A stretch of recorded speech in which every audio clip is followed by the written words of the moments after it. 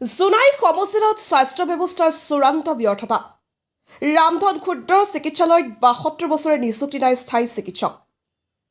জোনাই সমষ্টিত অন্তৰ্গত ৰামধন ক্ষুদ্ৰ প্ৰাথমিক চিকিৎসালয়খন এতিয়া স্বাস্থ্য ব্যৱস্থা চূড়ান্ত ব্যৰ্থতাৰ জ্বলন্ত উদাহৰণলৈ পৰিণত হৈছে ১৯৫৩ চনত স্থাপিত এই চিকিৎসালয়খনত আজিলৈকে এজনো স্থায়ী চিকিৎসক নিযুক্তি নোপোৱাত ৰাইজৰ মাজত তীব্ৰ প্ৰতিক্ৰিয়াৰ সৃষ্টি হৈছে বৰ্তমান চিকিৎসালয়খনত ৭গৰাকী কৰ্মচাৰী থাকিলেও চিকিৎসক নথকাৰ ফলত কেন্দ্ৰখন প্ৰায় বন্ধ থাকিবলগীয়া হৈছে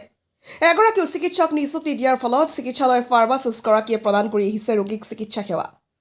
আনহাতে চিকিৎসালয়খনৰ একমাত্ৰ এম্বুলেন্স বাহনখনো বিগত কেইবাবছৰ ধৰি বিকল অৱস্থাত পৰি আছে জৰুৰীকালীন পৰিস্থিতিত ৰোগীক অন্য স্থানলৈ স্থানান্তৰ কৰাটো অসম্ভৱ হৈ পৰিছে তাৰ উপৰিও কেন্দ্ৰখনত উপযুক্ত খোৱা পানীৰ ব্যৱস্থা প্ৰস্ৰাৱগাৰ শৌচাগাৰৰ আদিৰো কোনো সঠিক ব্যৱস্থা নথকা বুলি গুৰুতৰ অভিযোগ উঠিছে স্বাস্থ্য কেন্দ্ৰখন থাকিলেও চিকিৎসকৰ অভাৱত ৰামধন দিখাৰী অঞ্চলৰ হাজাৰ হাজাৰ ৰাইজে সাধাৰণ চিকিৎসাৰ বাবেও জোনাই সদৰৰ লগতে ধেমাজি ডিব্ৰুগড়লৈ যাত্ৰা কৰিবলগীয়া হোৱাত ৰোগীৰ লগতে গয়া ৰাইজে অশেষ কষ্ট ভোগ কৰিবলগীয়া হোৱা বুলি গুৰুতৰ অভিযোগ উত্থাপন কৰিছে স্বাস্থ্য বিভাগৰ দীৰ্ঘদিনীয়া অৱহেলা আৰু এনে গুৰু দায়িত্বহীনতাৰ বিৰুদ্ধে তীব্ৰ প্ৰতিক্ৰিয়া প্ৰকাশ কৰি শীঘ্ৰে ৰামধন ক্ষুদ্ৰ চিকিৎসালয়খনত স্থায়ী চিকিৎসক নিযুক্তি বিকল এম্বুলেন্স মেৰামতি আৰু ন্যূনতম আন্তঃগাঁথনি উন্নয়নৰ দাবী জনাইছে অঞ্চলটোৰ ৰাইজে